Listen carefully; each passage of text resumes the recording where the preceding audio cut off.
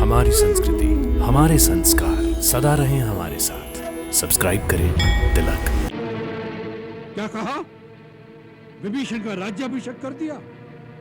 शार्दूल, तुमने अपनी आंखों से देखा?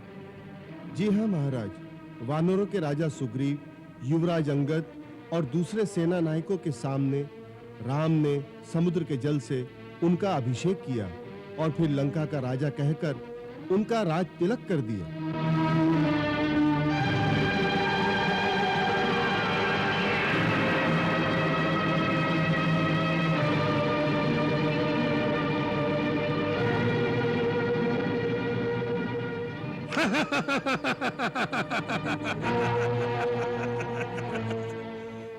एक भिखारी ने दूसरे भिखारी से कहा, मैं तुम्हें संसार का सबसे बड़ा राज्य प्रदान करता हूं। और दूसरे भिखारी ने पहले से कहा, मैं तुम्हें तीनों लोकों का भगवान बना देता हूं। एक दर-दर भटकते हुए कंगाल ने दूसरे कंगाल को झूठा सपना दिखाकर निहाल कर दिया। सूखी रेत पर बैठकर माथे पे पानी का तिलक लगाने से लंका नरेश का राज तिलक हो गया। वाह राम वाह! एक मायावी को भी अपनी माया के चक्कर में डाल दिया। मान गए तुम्हारी चतुराई को। और सुग्रीव को भी इसी प्रकार भरमा दिया था। मुझे तो उस मूर्ख वानर सुग्रीव पर हंसी आती है, जो किष्किंधा का वैभव विलास छोड़कर उन वनवासियों के साथ भटकता फिर रहा है और साथ में अपनी सेना को भी भटका रहा है। वो सेना 2 दिन में ही वापस चली जाएगी। समुद्र लांघने का कोई साधन नहीं है उनके पास। सूखी रेत पर कब तक बैठे रहेंगे? वहां बालू और रेत के अतिरिक्त खाने को भी कुछ नहीं मिलेगा।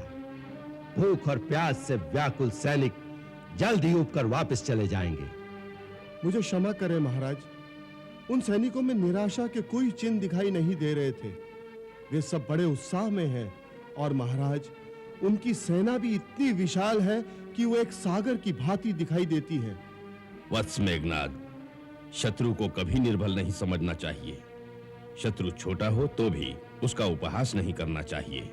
शत्रु से सदैव सतर्क रहना चाहिए। आप कहना क्या चाहते हैं नाना जी? मैं गुप्तचर शार्दूल का संकेत समझ रहा हूं। वो आपके भय से खुलकर बोल नहीं सकता, परंतु उसका अर्थ यही है कि श्री राम का लंका की ओर कूच कोई उपहास की बात नहीं है। बड़ी गंभीरता से उस पर विचार किया जाना चाहिए। जिस प्रकार राम ने आज विभीषण का राज तिलक किया है, उसी प्रकार एक दिन उसने सुग्रीव का भी राज तिलक किया था। वो वृथा नहीं गया। उन्होंने अंत में सुग्रीव को किष्किंधा का राजा बना ही दिया। इससे उनके वचन की महत्ता बढ़ गई है। आपने ठीक ही कहा है राजन। राम बड़ा चतुर है। उसने विभीषण का राज तिलक करके लंका में एक दरार डालने की युक्ति कर ली है। लंका में जो लोग आपसे सहमत ना होंगे, आज वो विभीषण के अनुयायी बनने की बात सोचेंगे। राम ने उनके मन में एक आशा उत्पन्न कर दी है कि जैसे सुग्रीव को राजा बनाया गया, उसी प्रकार एक दिन विभीषण को भी लंका का राजा बना देंगे। राम ने एक ही चाल से आपके शत्रुओं के मन में आशा और आपके अनुयायियों के मन में आशंका का बीज डाल दिया है। इस बात पर गंभीरता से विचार कीजिए महाराज।